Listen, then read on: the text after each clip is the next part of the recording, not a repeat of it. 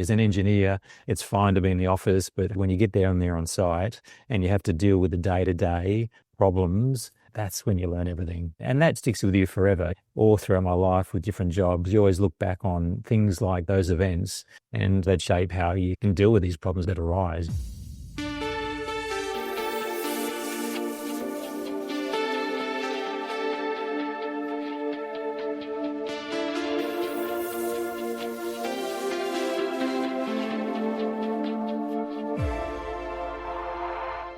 Engineering Success features engineering and industrial leaders talking candidly about their journey to long-term success, the challenges they hit, the lessons they learned, and the solutions they put in place. You'll hear real insights from your peers, how they built strong company cultures, consistently kept projects coming in the door, and set up systems that meant the business didn't rely on them personally. You'll hear how they worked through financial pressure, held their ground against growing competition, and adapted as their markets changed. I'm Rick Merton, and I've spent 25 years building businesses and working alongside technical leaders to solve their toughest challenges. Today on the show, I'm joined by Gary Finke, Managing Director of CleanTeQ Aromatrix, a company that designs and builds air and odour control systems for major infrastructure projects across Australia and overseas. Gary is a chartered chemical engineer with 35 years in the industry. And what makes his story unusual is that he's worked all three sides of the same problem: inside water authorities, inside a design consultancy, and now running the company that builds the fix. Aromatrix Australia was founded in 2005. It merged with CleanTeQ's Air division in 2015, and Barry became the technical director. About a year later, he became the managing director of the combined company. Then, in 2019, Barry became the sole owner of the business. Additionally, in 2025, Gary was named APAC Entrepreneur of the Year for Air Quality Management. Gary, welcome to Engineering Success, and thank you for joining me today. Thanks, Rick. Good to be here. Can you take me back to a project where you knew that getting the odour control wrong meant somebody would suffer? I've been in the industry for 35 years, obviously seen a lot in terms of odour nuisance and impacts to the community. My first job was Melbourne Water, back graduating from uni. My first project was a huge pump station for Melbourne Water called the Hoppers Crossing Pump Station. There was a very large odour control facility that was being built as part of that facility. Now that pump station is huge. It transfers about 55-60% of Melbourne's wastewater to the Werribee treatment plant, otherwise known now as the Western treatment plant. Just along that whole sewer line, obviously there's manholes and the like, so there's a lot of potential for odour nuisance. I quickly became aware of the odour impact and the need to prevent odour nuisance to the community. That was an eye-opener, and I was keen to tackle that issue. How often is a odour issue that you're dealing with versus are there risks to the community, risks to people that you also need to take into consideration, or is it much more around the odour and the challenges that the odour specifically creates? We specialise in air treatment, but really focusing on odour control. Odour really is the particular pollutants, the compounds in there that create the odour nuisance. We are targeting specific compounds, one of the major ones being hydrogen sulfide. At a high concentration, it impacts your health. It can be hazardous. You can see there's two parts to that question. Yes, odour is the focus, but also the focus there is more control of hydrogen sulfide for HSE impact, not necessarily the odour that's associated with it, although it's quite important. Last year in 2025, you were named APAC Entrepreneur of the Year for Air Quality Management. Congratulations on that award. There's always debate about awards and the value they bring. Do you think being named Entrepreneur of the Year changed anything, either inside the business or the way people see you or the business? It's a great accolade. It's just been something I've been doing for a long, long time. Getting recognition, it's just the wider engineering community, being a little bit more familiar with people like myself at their core. It's all about environmental control, sustainability, things like that. And it's good to be recognised. It's just that greater awareness of myself, the company, what we do and what others can do and aspire to. I imagine it must have made you feel pretty proud after 35 years in the industry to get that acknowledgement as well. It was. At the end of the day, that's what you do. It sounds like you fell into odour control in your first job rather than chose to go in it, but you obviously decided to stay in the industry after 35 years. I imagine you've seen some significant changes if you look back over that period. What was the industry like back at the beginning? Was it something that was an afterthought at best, or was it a primary consideration? And how has that changed today? When I started, odour control was always a bit like an afterthought. You've got your large infrastructure job, which is, let's say, a wastewater treatment plant or a sewer system, pump station. Everyone loves the civil engineering associated with that. It's like you get to the point of, oh, actually, this could impact the community. This could have an adverse effect regarding odour nuisance. We need to do odour control. We don't have much room. We could probably squeeze something in the corner there.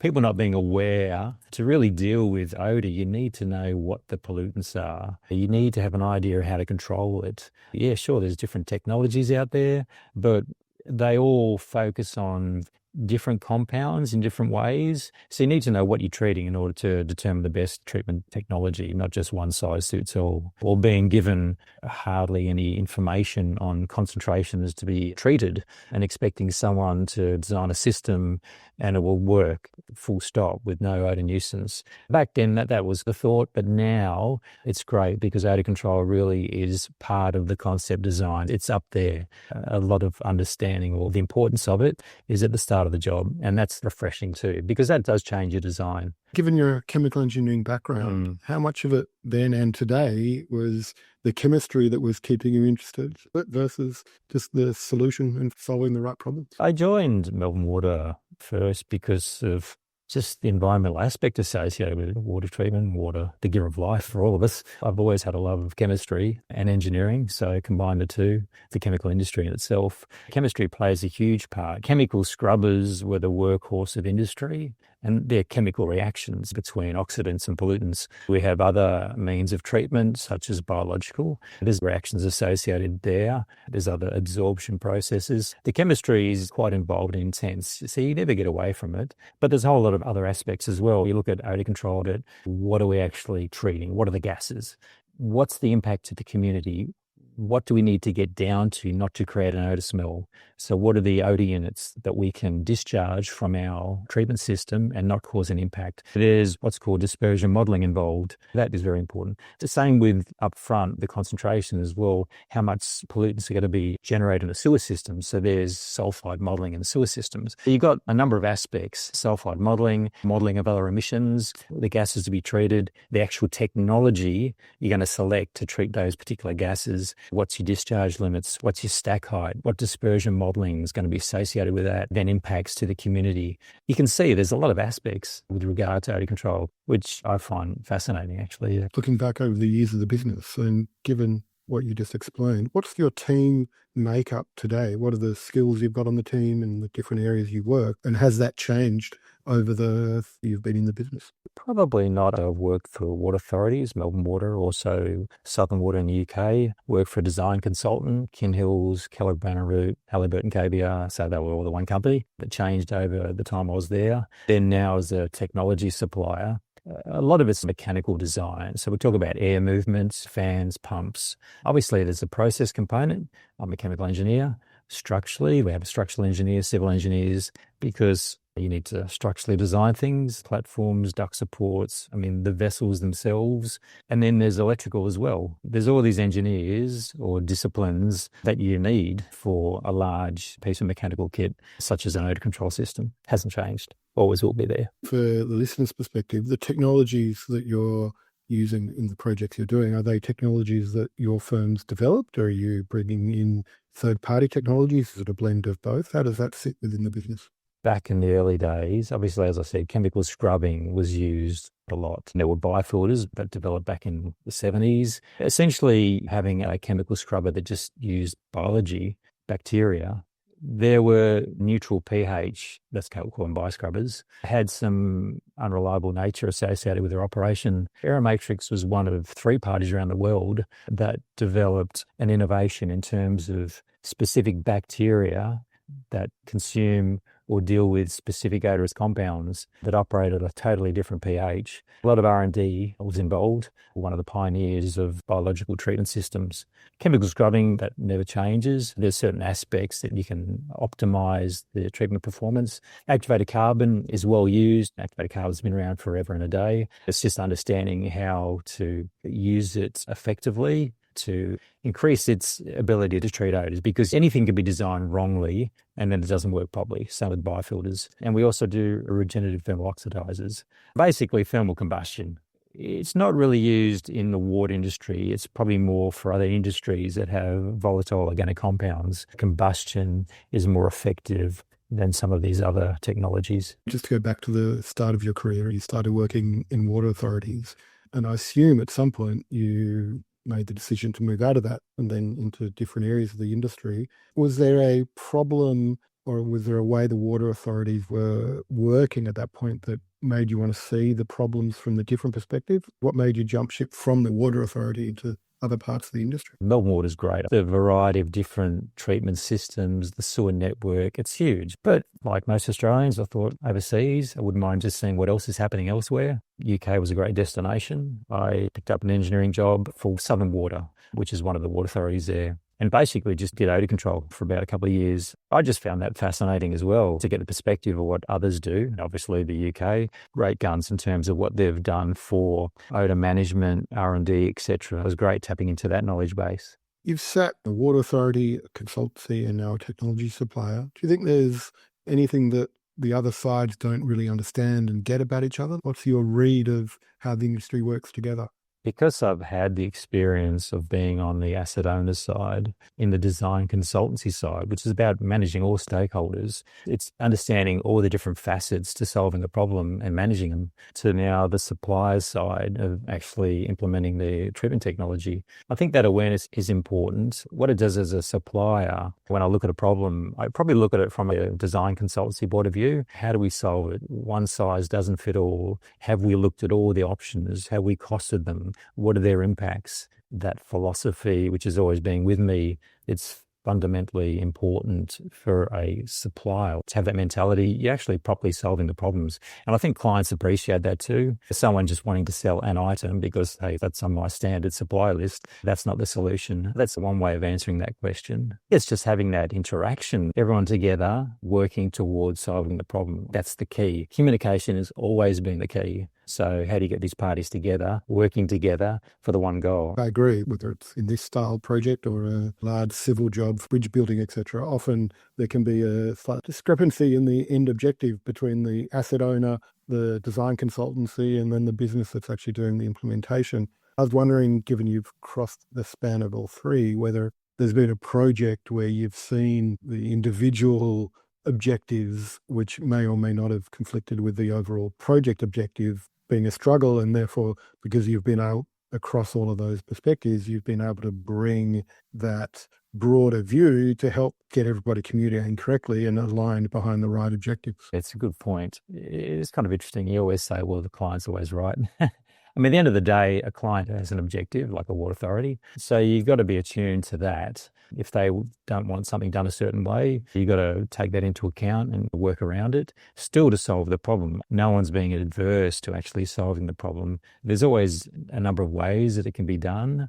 But even now, clients would come to me and say, hey, we've got an issue. I think it should be solved this way. I'm thinking about this technology. I'm guiding them, educating them about, look, that's probably not the best way. You should consider this. Obviously, respectfully, you try to just work around any misunderstandings someone might have about technologies, how the best way to solve a problem. And is there a project you can remember where you couldn't get that alignment and either you walked away or the end solution wasn't your recommendation, but you still have to go with it because the asset owner or the consultant said, no, we're doing it this way? Sometimes the design consultant has a particular technology in mind. So yeah, there's been a couple of jobs where I didn't really agree with the treatment technology. That was the specification. That's what they wanted. Sure, we'll try to make it work. And in the end, it probably wasn't the best way. Maybe it was an overkill. It was just too much complexity. Let's say the water authority in the end said, okay, let's just simplify this. We've got problems. Let's just go back to something a little bit more simple and effective, less costly. Maybe a couple of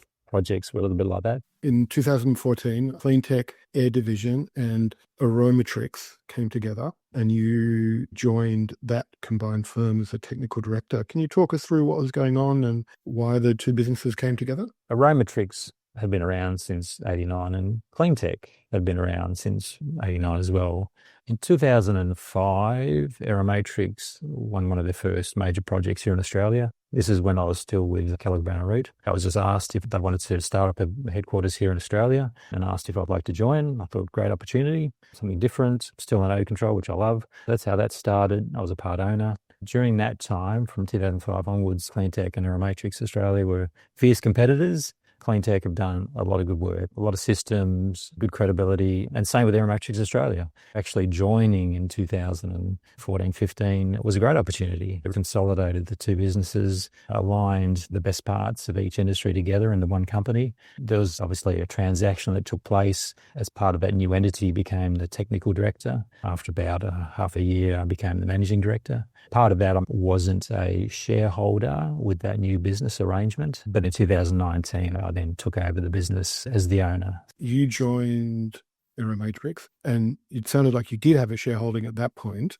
Was becoming an owner or some level of entrepreneur something that was in your horizon prior to that, or was it just an opportunity that was too good to turn away? Between 2005 and 2014-15, I was a shareholder. And then with the merger, I decided not to become a shareholder. Then in 2019, that's where I basically jumped back in as the owner of the business. Was that something you always wanted to do, was to become an owner, or it was just an opportunistic? If you're a salaried employee, you certainly have certain motivations, but once you've got a stakehold, it becomes more real and you've got to actually make decisions. You can control the direction of the business. So that's where that becomes quite important. There's a lot of benefits there. Prior to you taking over the business, what was going on in your mind that you decided it was worth a negotiation to buy the business from them? And any idea what was going on in their mind to go, this is something we should do? Like, why did they want to divest and why were you so keen on investing? They were a large company in many different other industries. I felt that they weren't focused on the local industry as I was. It's just their ways of managing the business, their thought processes. I thought that could be improved. I'm a little bit more appreciative and understanding of maybe how to make the business a little bit more successful. They're a huge multi-million-dollar business with a lot of other good technologies. I just thought maybe their interest was probably more so in the other industries rather than here in Australia. So I discussed that opportunity with them and they were keen for the right price. It was always my goal to take back control and be able to direct the company as per what I thought it should be. I'm going to push a bit harder because I think it's an interesting experience to share. I'm sure there are listeners who are currently working in a similar scenario. They've got an overseas owner, their Australian division, and they're going, I can see so much more opportunity than the overseas owners want to invest. Can you tell us a bit about how that negotiation went? Obviously, you would have gone in wanting it to be as low a price as possible, and they were hoping to make a maximum price. So how did you manage that without showing your hand about the opportunity that you felt was in the market? It's always a tough one, isn't it? Most of the times people aren't particularly wedded to a business. It doesn't make money. Is it good for business? Is the revenue high enough to create interest? Will that impact on my share price? There's a lot of things to consider as a large business with air treatment together with all the other technologies or supply opportunities that we've got. I just simply spoke to them saying, look, I have a desire to take over. I believe that I can pay you enough to take control of this company. There's a lot of issues at play when you come into those negotiations, and it's hard to really tease out all the little nitty-gritty stuff. The next day, suddenly you've now got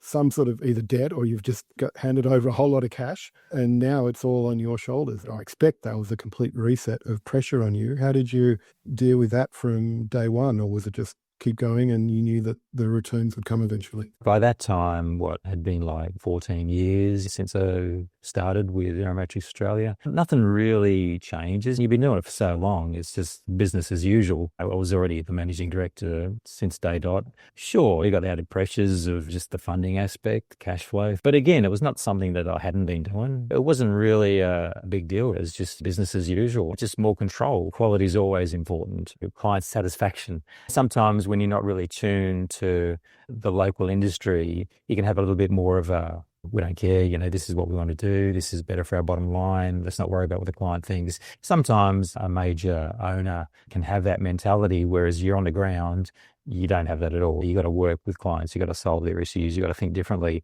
So having that mindset, I thought just great. I've got the opportunity now to drive this business, get more success. That was the true, I suppose, interest and satisfaction. In terms of the team, did you bother discussing that with the team, or it was a commercial behind the scenes transaction and you just kept on running? It was a commercial behind the scenes transaction. For employees, it didn't really change much. I mean, look, at the end of the day, I was still the MD. Direction goes through to me. I'm directing the staff. So that didn't really change. It's not a huge company that has wide-ranging ramifications. It wasn't like that at all, no. 35 years in, I'm sure you've installed hundreds of facilities across Australia and overseas. Can you just tell us about one of the projects that taught you the most? The very first job I did for Melbourne Water, that's for anyone new to the game. Because the thing about that one, the chemical scrubbing system, there were some design problems. There was these scrubbing towers, the internal lining just started to deteriorate from day one. There was problems with its operation. There was problems with its chemistry. Being the Melbourne Water representative, the commissioning engineer essentially, I was probably there for about a year and a half,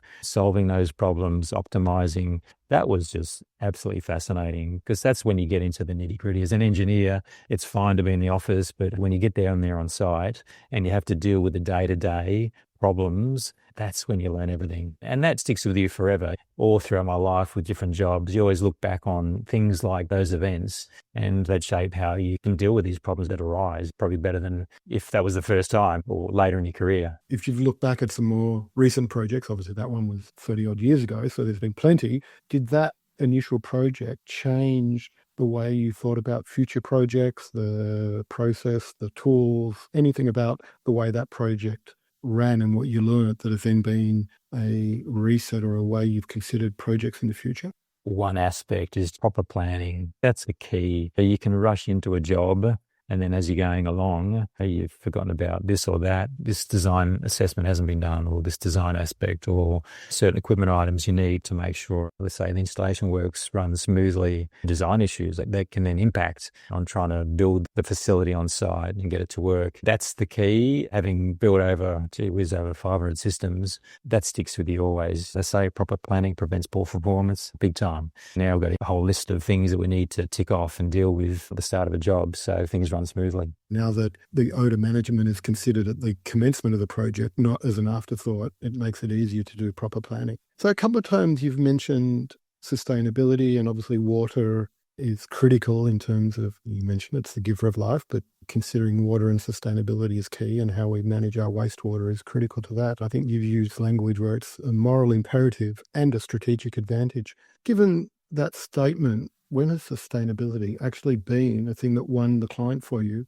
What I said before about being on the asset owner, a designer, a supplier, because you've got that mindset about, hey, to solve a problem, there's all these different aspects you need to deal with. It's not just looking at it from each of those perspectives. That really creates conversation between you and the client. I truly believe biological treatment is such an environmentally sustainable technology, getting away from use of hazardous chemicals, reducing energy consumption. I see that as being great for the industry. So biological treatment systems, gee whiz, probably about 70% of systems are biologically based. And I do might add, it's not just the water industry jobs we do for other industries as well. Pump manufacturers, pet food facilities. We do one for a coffee roasting facility. There's other industries that have obviously odour issues, which we deal with. But it's just been a lot of work is for water authorities. Environmental sustainability is the key. It's always been the key. And it's been like that for a long time. Climate change, the concerns, the impacts have really made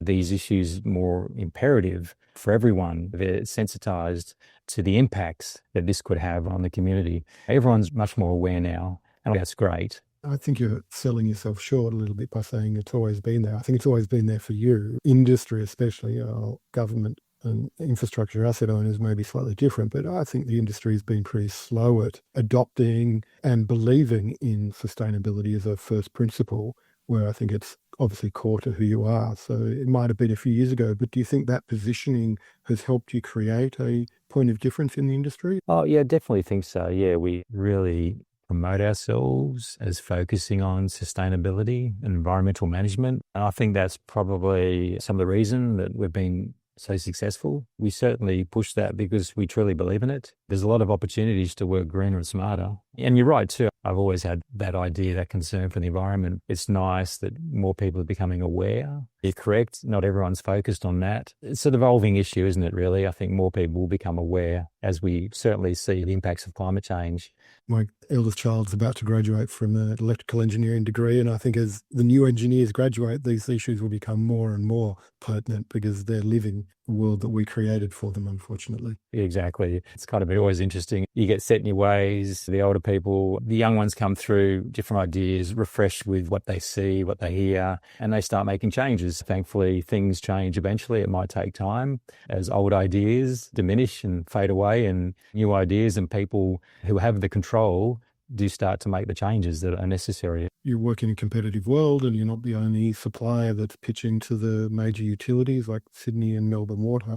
What is it that actually enables CleanTeQ Aromatrix to win the pitch? Is it the technology that you've got? Is it the relationships you've got? Is it something completely different? It hypes back to what I said about myself and other than my business. Just having that problem-solving mindset, almost like that design consultant type of mindset. People see through salesmen fairly easy. Once you can basically talk to clients and they can see you're genuine, that you're interested, your objective is to solve the issue. There's many times too, I say to clients, look, whether you go with us or someone else, doesn't matter. To solve the issue, this is what you need to do. I'm really not that precious. We've got to make money. But at the end of the day, surely, I don't know, maybe I'm a good businessman. My issue, probably as an engineer, is like solve the issue, what's fair and reasonable. I think that's my mindset. And I think that's what sets us apart from others, that true belief, and clients can see it, that here we are, we're trying to solve an issue. What's the best way? And people love that. And then they go, gee, I think we really want to get these guys on board because they're going to do it for us. The perspective of finding the best solution for the client, which is obviously a short summary of what you said. I can't imagine some of your competitors would not say something similar, that they work with it to understand the problem and find the solutions. Is it you that makes the difference? Are you the primary person that's in the sales meetings and your 35 years of local industry experience that you bring to the table? Or do you think it's something else? Or when you think back to your last pitch that you didn't win, why do you think you didn't win it? To be honest, I'd have to say that certainly I do create that opportunity with my own knowledge because I've been through a lot. I see it from their side. But I have to say, certainly, I suppose it's my input that creates a lot of opportunity, gets them on side. But it's also to my staff that work under me, my engineers, just kind of instilling that type of a mindset. And that comes across too to the clients as well. So it's not just me. It's about basically leading by example to your staff, training these guys up, and just sitting on with them one-on-one and really teaching them what you know, what you consider to be the touch points, the important things that you need to consider when you're dealing with a job or a client. I think clients who can see someone or a company that's genuine, that will generally win out at the end of the day. And I've had comments too from clients saying the competitors are just salesmen asking questions and they have to refer to someone else or overseas technology supplier. It's like, well, can't you just answer the question? You're experts, you should know. I do get that quite often too. So I think that plays in our favor. We all talk about mentoring and training our staff and making sure they deliver the same message, etc. And you do that through the processes and methodologies that you alluded to there in terms of the training. But are there systems or processes within the business that you've used to ensure that attitude is projected, or your staff have just been with you a long time and you've trained them on the job per se? There's two aspects there. I mean, leading by example, I think we can all appreciate that. And there's no point if you don't lead by example. Your staff who can be new to the business, not really directed, a little bit unsure about how they tackle the issue, but if they can see the way an experienced person deals with it, they really get to understand how they should approach it, how to be more effective. I think that's really important. I get out on work sites, I get into the nuts and bolts of things. I think my staff appreciate that because I'm genuine and I'm kind of with them out in the field. But also too, you need written down guidelines, and for staff to be trained in those, it's got to be documented. But you also got to lead by example. I think they're the two main aspects. I mean, to be a manager, you can get that manager title, but to be an effective manager, it takes a lot of other attributes that you've got to put in play to get the best out of your staff. Can you share what you think some of those attributes are? A genuine commitment to solve a problem, a genuine commitment to be inclusive of everyone. Communication is the key. Everyone's special in a certain way, if we can say that. Might sound a bit funny, but getting the best out of them really means one-on-one. It's working with them and being a critical in a constructive way. That's just what I do. I find that's very important. How big's your team and how many of those directly report to you that you have one-on-ones with them, or do you try to do it with everybody on the team? We do a lot of things. We've got the design office, we've got people overseas, and then we've got the installers of the equipment and the guys that service existing systems. So there's about 20 of us. It's not a huge group, really. That gives me the opportunity to get around and be a part of all of their activities, really. So you try to meet with every staff member, or you've got a select group that you have a formal one-on-one if you do that sort of methodology? A lot happens in the office environment. You've got to get out there on site. I regularly go to site, working with our store crew, solving issues. There's installation, there's commissioning, there's performance testing, there's servicing. I'm always out actually meeting up with everyone, whether it's the office or site-wise. I assume you spend at least part of your time thinking about the operational side of the business, management systems, etc. Is that an area that you are looking at continually improving? And if so, what's one of the systems that you currently think you need to improve and why? We've had staff that's been with us for many years. Thankfully, that's been great, but people move on.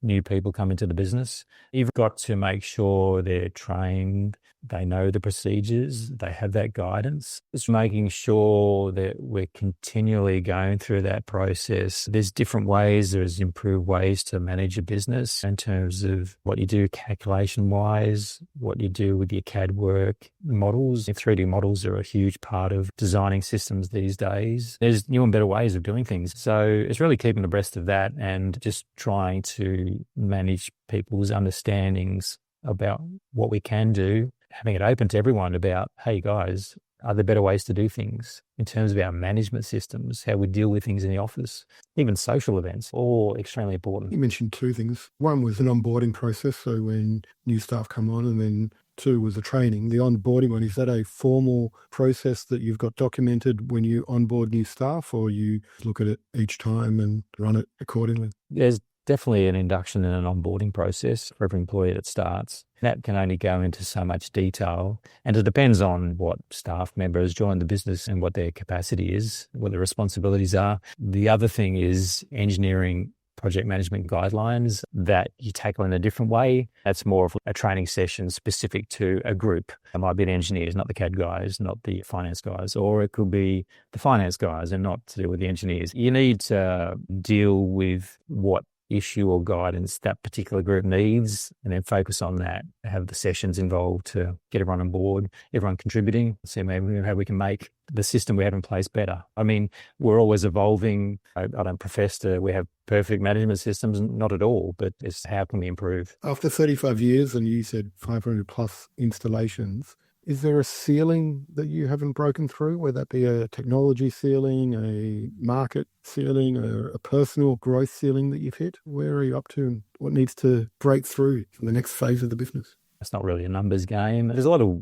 work that needs to be done out in the community. There'll always be odour control systems. I probably should say too, we probably haven't touched on it, but there's also the corrosion aspects of sewer system infrastructure, etc. So it goes hand in hand. Basically, the bacteria that are part of this sulfide production process can also contribute to concrete corrosion, etc. Just to add that one in there. So there's no ceiling as such. I think it's just having the ability to solve issues elsewhere, not just in Australia. But can we do it smarter? We're all competing, myself and my competitors. So how do we get a better technology, something more effective, something that's cheaper? There's improvements that can be done, and I'm working on that in terms of R&D capacity here in the business. There's always a challenge. There's always something different you can implement. There's never a like, hey, we've hit the end of it. There's nothing more to do other than more of the same. There's always more to do. That's what's exciting about life. You're only limited by your imagination. Really, that is the key. And true engineering, you coming out. The problem to solve next is the most interesting problem to solve. Correct. Just to wrap it up, you've been running the business for about 10 years now, or a bit under 10 years. In terms of the next phase of the business, what are you genuinely most excited about? It's doing things smarter. I'm in business, so I've got to make money and have the business succeed. It's all about how can we differentiate ourselves from our competitors? How can we solve issues, problems better, cheaper, smarter? That's my push. That's what invigorates me. That's where I sit at the moment. And from what I can see on the horizon, yeah, it's all good. I'm motivated. I love it. That's what I do. I generally avoid asking about AI, but given what you just said, and AI is often an example of not necessarily the cheaper, but definitely the better. And when you look at using it to solve complex engineering problems, are you looking at that as part of the next phase of the business, or it's really something that hasn't hit your agenda yet? No, it's definitely on the agenda. Just the potential is just massive, as we all know, and it's trying to capitalize on that. One thing, having done so many systems in the past, you just got to be careful you don't reinvent the wheel because of all the past jobs you've done or the issues you've dealt with. How do we use AI to collate all that information, all that good data that we've got on performance of systems to optimize future systems? That's where I see AI as a bit of a huge benefit for us. That's only one little aspect. There's a lot of things we just mundanely do time and time again. Can we automate that? Can we look back at problems we've had? It's hard for a person to try to collate all this information, look at lessons learned, ensure we don't have problems on the next job. You can only do so much. AI is a lovely way of simplifying that process and just capturing all those things you've done in the past, which will impact or improve future designs. I agree with you. The question of what can we automate is interesting, but nowhere near as interesting as how can we use the data we've got to solve the problems better in the future is a much broader and far more inspirational question. We don't want to reinvent the wheel. How do we not do that and use all the experience that we've got? One final question. What does success look like for you in a year and a half's time? That's a tough one. I'm certainly enjoying what I'm doing. I love the business and I think our company has a lot to offer. It's really just widening that appreciation from clients, the community about what we can do to solve issues and just getting in there and just making the world a better place. That's what, to me, it all boils down to. At the end of the day, we're not here for a long time. Our lives are finite. Life is really about challenges. And I think that's the beauty of life. That's my philosophy. In summary, as an engineer, a great year ahead would be solving interesting problems. Correct. Gary, thank you for that. I appreciate you showing us what it's like to solve problems most people will probably never even think about unless it's impacting them. And for being really honest to what it took to get where you are, the challenge you've dealt with and the projects you've learnt from. It is testament to the belief of leading by example, the way you've explained your journey and your career. So I really appreciate you taking the time and thank you for participating. I appreciate the opportunity too. It's been great. Great, thank you. And to our listeners, if today's episode resonated, please head to engineeringsuccess.com.au. That's where you'll find all of our episodes and where you can learn more about our monthly executive lunches, where engineering and industrial business owners share what's actually working. No presentations, no pitches, just peer-to-peer conversation around the table. And if you're an engineer or industrial business owner with a story worth sharing, we'd love to have you on the show.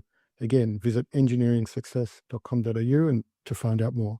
I'm Rick Merton, and thank you for listening to Engineering Success.